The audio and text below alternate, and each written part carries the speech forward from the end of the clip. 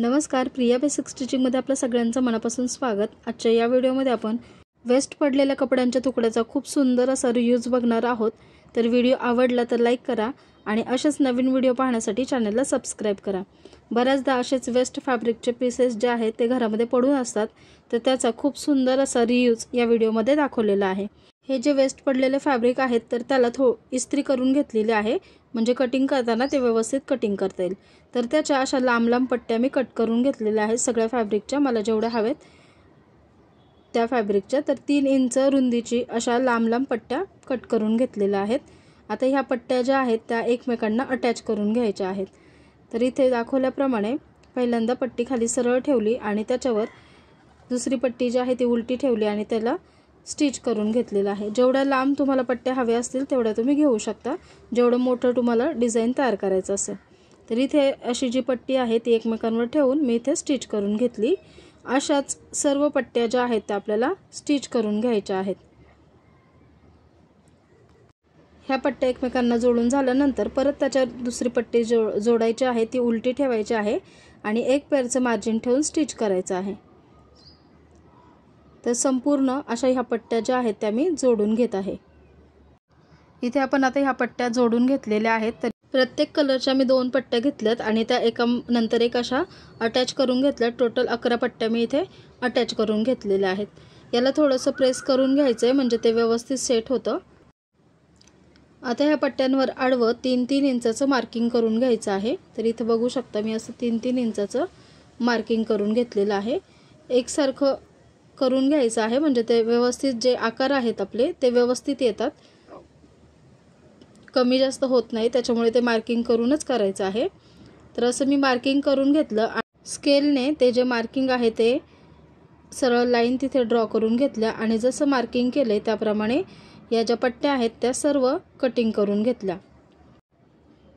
इथे पाहू शकता सगळ्या पट्ट्या आहेत त्या कटिंग करून झालेल्या आहेत। आता ह्या एकमेकांना अटॅच करायच्या आहेत। तर अटॅच करताना बघू शकता इथे कसं केलेलं आहे, जो एक कलर आहे सिंगलवाला तर तो असा वर खाली क्रॉसमध्ये आला पाहिजे, अशा प्रकारे जॉईंट करायचा आहे।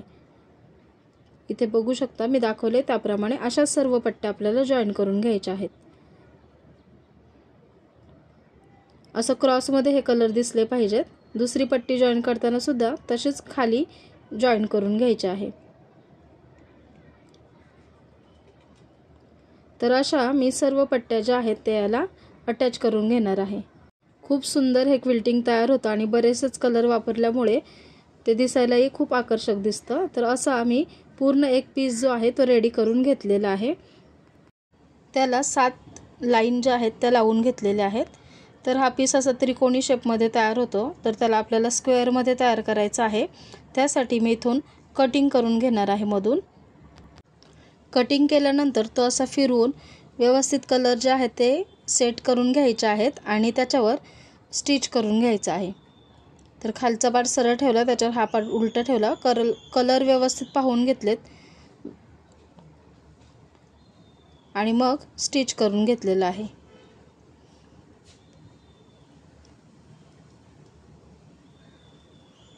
स्टिच केल्यानंतर हा असा एक रेक्टँगल पीस तयार होतो। 15 बाय 15 इंचचे असे 2 फॅब्रिकचे पीस घेतलेले आहेत। आता हा यातला एक फॅब्रिकचा पीस घ्यायचा आहे आणि जो रेक्टँगल पीस तयार केलेला आहे आपण त्याच्यावर व्यवस्थित सेट करून चारही बाजूने स्टिच करून घ्यायचं आहे। चारही बाजूने स्टिच करून एक्स्ट्राचं फॅब्रिक जे आहे ते कटिंग करून एक सिंगल पीस तयार करून घेतला। तर पाहू शकता खूप सुंदर असा हा पीस तयार झालेला आहे। दुसरा जो 15 बाय 15चा स्क्वेअर पीस आहे तो घेतलाय आणि तेवढ्याच मापाची झिप घेतलेली आहे 15 इंचाची। तर ही झिप या पीसला लावून घ्यायची आहे। 1-1.5 इंचाची फॅब्रिकची पट्टी घेतलेली आहे। झिप लावल्यानंतर वरच्या बाजूने पट्टी जी आहे ती स्टिच करून घ्यायची आहे, म्हणजे झिपची आतली जी फिनिशिंग आहे ती खूप छान दिसते, कुठलेच धागेदोरे दिसत नाही। तर इथे मी पट्टी लावून घेतलेली आहे। आता ही पट्टी आतल्या साईडने टर्न करायची आहे आणि एक त्याच्यावर दाब शिलाई देऊन घ्यायची आहे झिपच्या अगदी कडेने। दाब शिलाई देऊन झाली त्यानंतर पट्टी जी आहे ती आतल्या बाजूने पूर्णपणे फोल्ड करून घ्यायची आहे। इथे एकदा फोल्ड करायची आणि परत एकदा फोल्ड करायची आणि कडेने स्टिच करून घ्यायचं आहे। त्यामुळे झिपची आतली फिनिशिंग खूप छान दिसते, धागेदोरे दिसत नाहीत. तर असं इथे मी स्टिच करून घेतलं. सेम याच पद्धतीने जो क्विल्टिंग केलेला पार्ट आहे तो सुद्धा अशाच प्रकारे स्टिच करून घ्यायचा आहे आणि त्यालाही अशी फोल्ड पट्टी लावून घ्यायची आहे. खालचा पार्ट सरळ ठेवलेला आहे आणि त्याच्यावर क्विल्टिंग केलेला पार्ट उलटा ठेवला आणि झिप स्टिच करून घेतली. त्यानंतर 1.5 इंचाची पट्टी घेऊन परत एकदा स्टिच करून घेतली आणि पट्टी आतल्या साईडने फोल्ड करून त्याच्यावर एक स्टिच करून घेतलेला आहे. इथे आतल्या बाजूने सुद्धा ही पट्टी लावून झाली. पाहू शकता आतल्या बाजूने फिनिशिंग खूप छान आलेली आहे. आता हे जे आहे पार्ट असे एकमेकांवर दोन्ही ठेवायचे. त्याच्या तीनही ज्या साईड आहेत तिथे अर्धा इंचाचं मार्जिन ठेवून स्टिच करून घ्यायचं आहे. आता हे सरळ करून घेऊया. तर खूप सुंदर असा आपला हा पिलो कवर तयार झालेला आहे.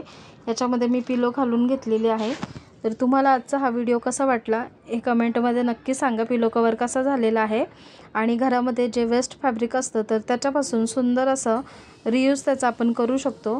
तुम्हाला ही आयडिया आवडली असेल तर व्हिडिओला एक लाईक करा आणि असेच नवीन व्हिडिओ पाहण्यासाठी प्रिया बेसिक स्टिचिंग या चॅनलला सबस्क्राईब करून शेजारचं बेल बटन देखील प्रेस करा, म्हणजे माझ्या येणाऱ्या प्रत्येक व्हिडिओचं नोटिफिकेशन तुम्हाला मिळेल आणि व्हिडिओ पाहता येतील. भेटूया पुन्हा नवीन व्हिडिओमध्ये. धन्यवाद.